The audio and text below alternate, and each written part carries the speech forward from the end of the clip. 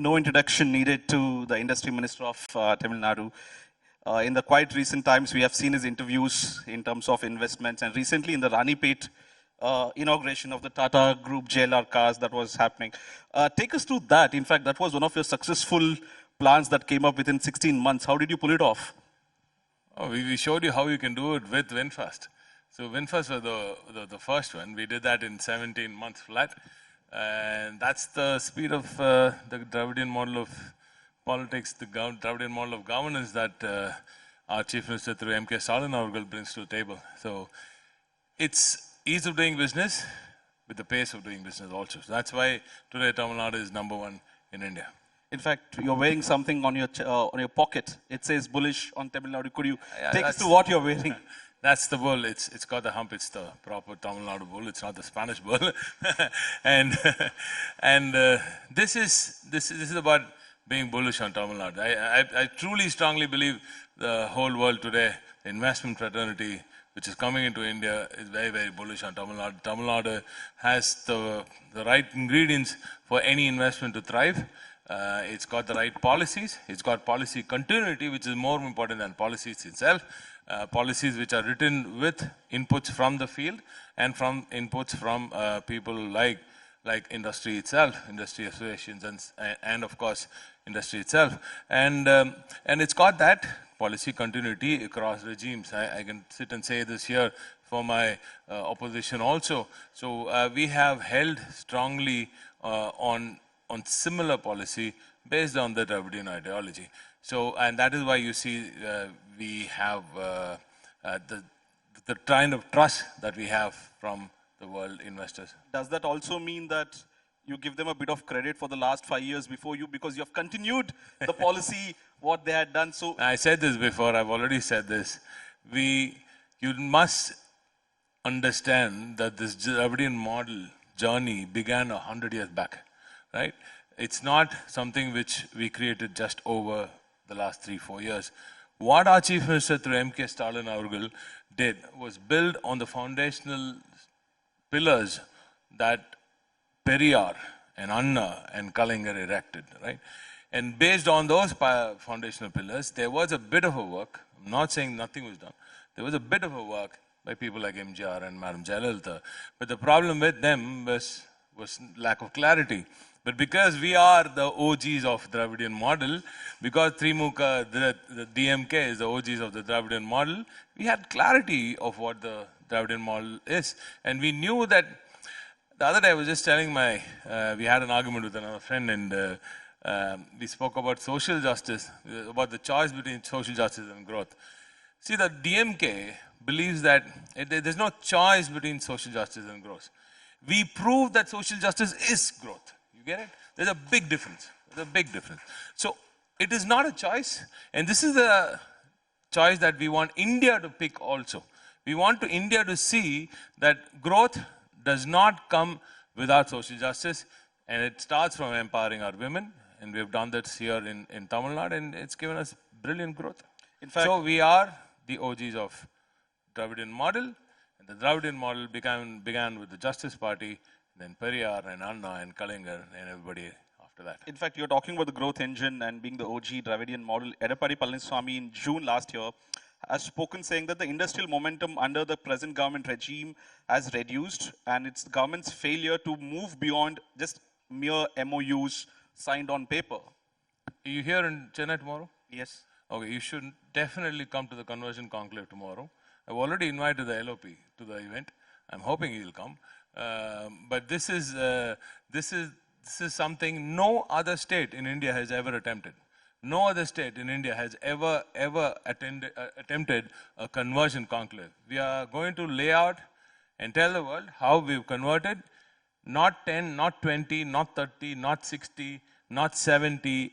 We've converted 80% of our MOUs into converted into jobs? Into jobs and growth stories that we will prove tomorrow, right?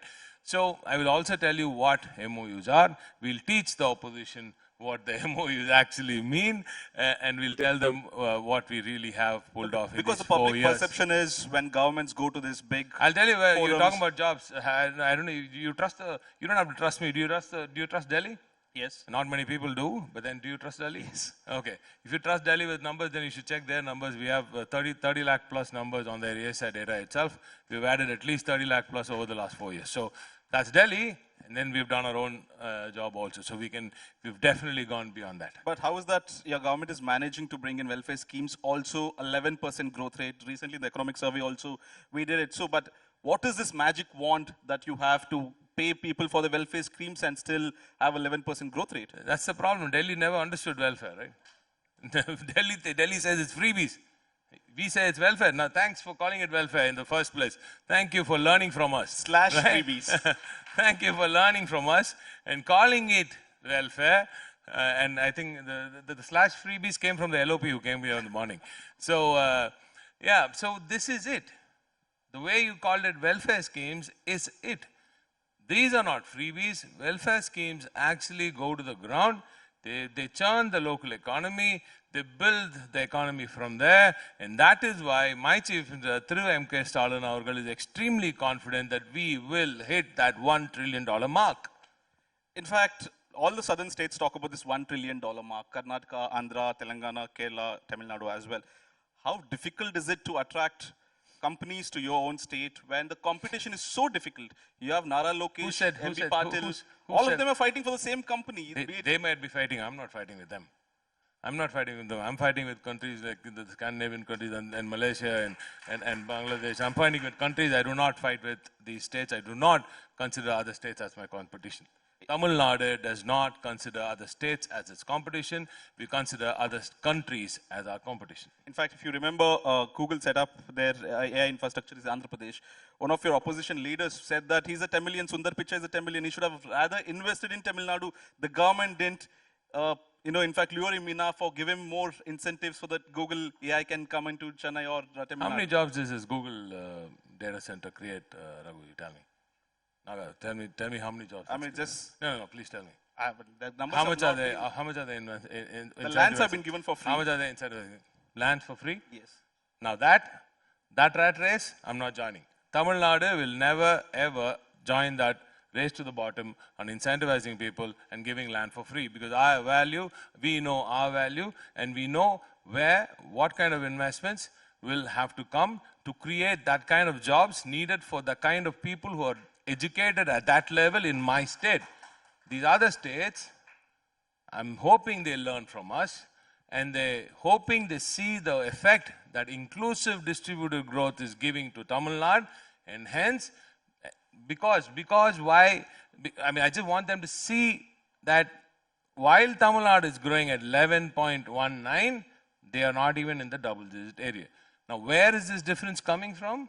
It is coming from this inclusive distributed growth.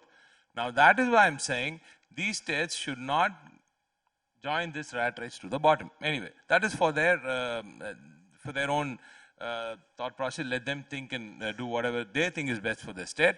But I think energy guzzling infra with only minimal impact on jobs is not a good choice for us, right? But does that mean that I'm not going to bring in more data centers? No. I will bring in smaller data centers. I will go for the AI data centers. Now, do you know that we've signed up with Sarvam AI? And there's a big story coming up, hopefully very soon. So we will choose what we are best at, and we will choose what is best for our state, what is best for the educated masses of our state, and what is the best suited location that we need to bring that investment into, and then we will decide on those investments and not just go after every investment that is coming. And anyway, that Google data, I've said it 100 times. I don't know why you have to pull up every single time, but that came because of the cable that is already running there, yes. Right?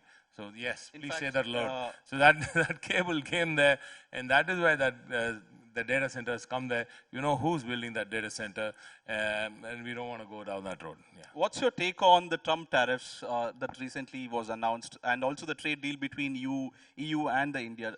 How do you see that affecting industries back home? See, I told you, we've been very vociferous about this. We've backed the union government on the trade war, right? On the trade tariff war. On the tariff wars, we've always maintained that our chief minister will always back the PMO on the decisions taken in the interest of our farming community, right? In the interest of our farmers and the larger interest of our country. But we've given them a long, long rope, right? We've given them a long rope, and it looks like they are saying that there is a decision that's been taken, but the buck is just being passed. Nobody seems to understand what really has happened there, and there's no clear messaging from the government of India. So we're still waiting for a clear message, not just from President Trump, but we want to hear from our Prime Minister also on the precise details of the tariff outcome.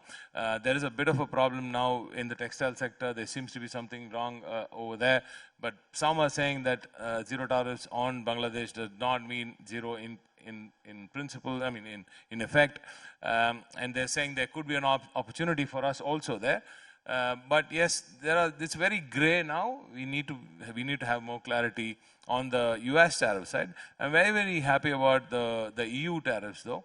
That's something which we are very kicked about, and that is why we took our Chief Minister to Europe a few months back, and we started the dialogue right there. And we have always been looking for newer markets, but I've been very clear, the US is the biggest market in the world, and we just can't do away with them. We can't just wish them away, but we are opening other markets also. Karnataka's, your counterparts in Karnataka keep talking about how the central government or the BJP tries to put pressure on semiconductors companies, especially, and trying to move them out of Karnataka or Tamil Nadu or Andhra and take them to Gujarat or anywhere. Have you also faced such situations where companies come tell you that we can't invest in Tamil Nadu for certain reasons? See, we've been telling this, and our Chief Minister has also spoken during the last elections. He was very vociferous about that. There have been investments that have come in, and after they've gone to Delhi for clearances, they've been moved out to other states. You know what states those are. We don't mind Delhi doing what it thinks is right for certain states.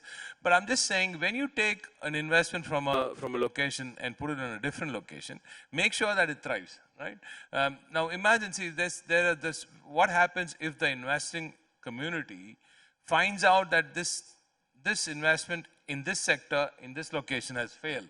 They will paint the same color on all of India, right? That is what we don't want to happen. I'm just saying, play to the strengths of the states. Tamil Nadu has its unique strength of being the talent capital of India. We are rolling out 150,000 engineers, almost 200,000 if you include STEM graduates. So we naturally have the talent. We have the talent pool because we bet heavily on education, and we are very passionate about education. Our Chief Minister talks about it every single day, and we've been pushing so heavily for education. We've succeeded in giving the country the best of minds.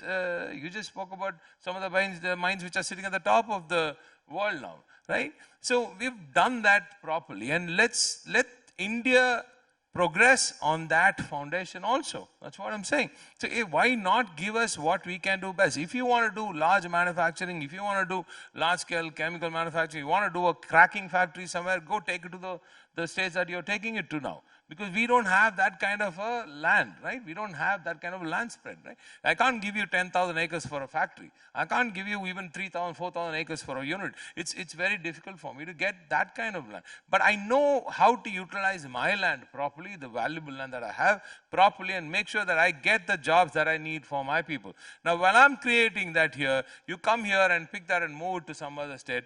It doesn't work out. And I'm just saying, if you move it, let's make sure that it grows there. Make sure that it grows there. And because you've taken it there, I'm sure you don't have talent there, and that you can count on Tamil Nadu to supply, and we are preparing for that also. In fact, do you also have pressure if the other southern states get more FDIs? Do you keep looking at the numbers, saying, how did Karnataka or others? Is that the number game fight between the southern states? No, I don't know why you should worry. We are not worrying at all, because we know FDI is not the right metric. You should all learn first about the FDI metrics. The FDIs, I'll give you in simple terminology. Let's say you have a company which is coming in from out of, let's say, the US and investing in India, but your headquarters is in Bengaluru, okay? But the factory which gives the jobs is in Ranipet. Now, the FDI goes to Bangalore. Where does the job come? What am I worried about? The job. I don't care about the FDI. I don't care about FDI numbers, right? I don't need to care about FDI numbers. So jobs is the only metric that you look at. Exactly. The work, the factory is being built in Tamil Nadu. The job comes into Tamil Nadu. The salaries come into Tamil Nadu. The GST revenue comes into Tamil Nadu. The taxes come into Tamil Nadu. Why would I have to worry about the FDI numbers? Right? So that is the clarity all of you need to get. So we are very clear. We are very clear about what we want. We don't want to flash numbers. We don't want to flash numbers which are untrue. So we're very clear about what we need and what we're getting. So let's leave it at that. Yes. In fact, the elephant in the room is the elections that is going to come in another 40 days or so. Do you consider this election a three-way fight, the first time that's happening over the last few years, or is it just a fight between a DMK alliance and the AIDMK alliance? I think this is a fight for the number 2 position between some other parties, but we are staying here, and Dravidian model 2.0 is definitely loading. So you're not even considering Vijay to be the third? No, we're planning for the next 5 years for Tamil Nadu. You're very sure? I told you, I'm already planning for the next 5 years. Okay. No, because surveys on people who have put out few surveys are showing Vijay to be growing among the youth, women followers. Surveys are for media. Huh? For us, Anna has told us, Anna Durai has taught us what to do. He said, go live with the people, live amongst them, learn from them, and take that feedback, give them good governance, and make sure that the welfare reaches them, right? And we have stuck to that line. DMK has never, ever gone after power, right? It has never, ever gone after power. It has always gone after empowerment of the people of Tamil Nadu, right? And that is all we are worried about. We are always thinking about empowering the people of Tamil Nadu and taking Tamil Nadu to the next level every single day. That is what our Chief Minister through M.K. Stalin cares about. So elections are just part of the game. That is not the game. The game is about building a better Tamil Nadu for the people of Tamil Nadu every single day. No, but where is this confidence coming from? You have a formidable... From my Chief Minister through M.K. Stalin. Formidable opposition, and usually Tamil Nadu has a pattern of... if you want to build a story for a media story, you can gladly do that. But I can tell you... also show that every 5 years there's... I can tell you what happened in the last 10 years. Huh? Elections are a different story. I can tell you what my Chief Minister has done. My Chief Minister, through M.K. Stalin has done what no other person has done over the last decade or so. He has given absolutely brilliant governance. He has given Tamil Nadu double-digit growth after the phenom through Kalaignar Avargal did that in 2010-11. Now, this double-digit growth is after 1 year of COVID. We didn't have 5 years to reign. We had only, if you ask me, we've been around, the actual governance has happened because we were firefighting for the first 1.5 years, right? For 21 and 22, we were firefighting with the mess that the ADMK had created. At least till Madam Jayalalitha, there was some sense prevailing. But after this, it was just chaos. And you know what happened. You know what Delhi was talking about, Tamil Nadu. You know how Tamil Nadu was seen when this whole mess was created by the person who was here before. And by the LOP now, and ADMK was in a mess, and it still is in a mess. And this is not the ADMK that MGR built. This is not the ADMK that Madam Jayalalitha held close to her heart. This is a different. This is not ADMK. This is actually BJP in a different form, right? So the people of Tamil Nadu know that, and ADMK made this mess over the period of 16 to 21 in a big mess. And even during Madam Jayalalitha's period, industry had a very fearful time, right? There are many stories that I can go into. I don't want to do that now, no time. But after that period, we fought COVID.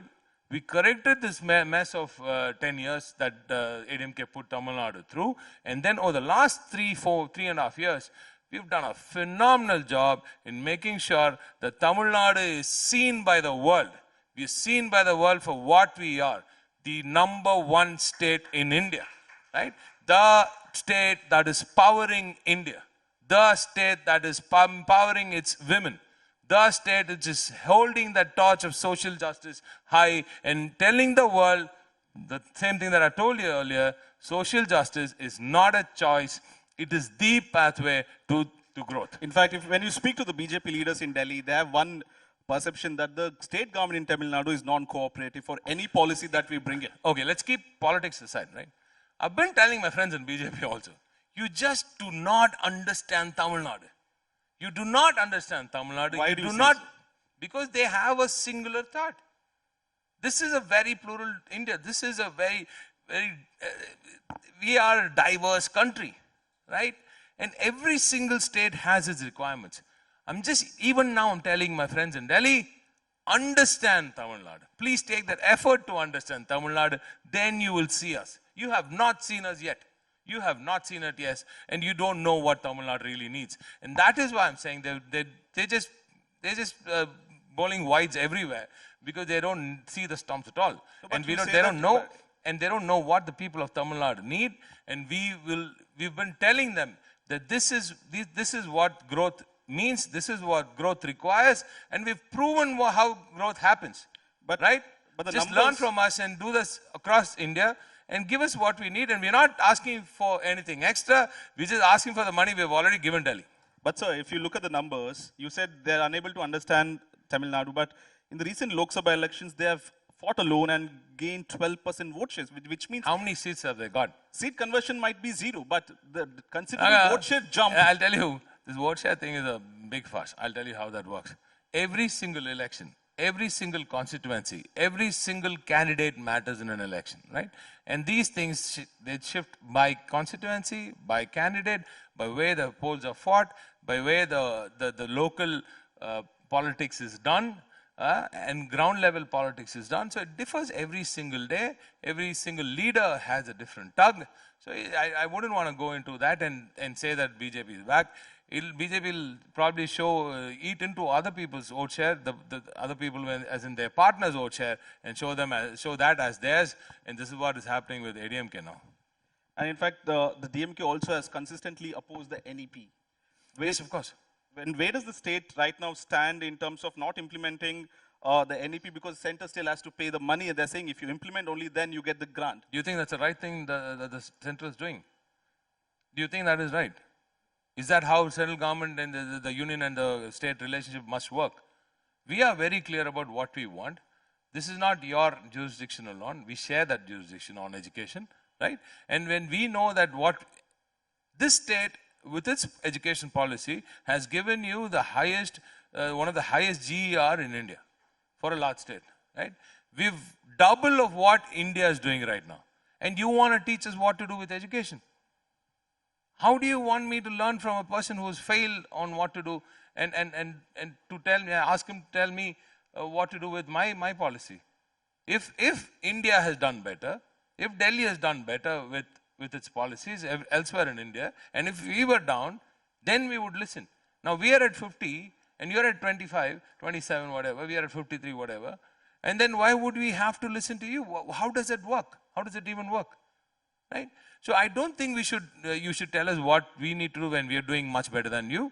And we should rather listen to us and learn from us and make sure that every state gains from the knowledge that Tamil Nadu has to share, learn from the best practice of Tamil Nadu, implemented it across India, and remove NEP, remove the clauses in NEP that we are against, and then we will definitely go ahead and do what is best for our state, and that will result in better growth for India. In fact, they also speak of the same terms, where you call it Dravidian model, they're saying it Vikshit Bharat, that with proper cooperation, the whole country grows, not just the state.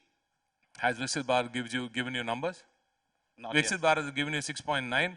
Dravidian model has given you 11.19. What do you want to choose from?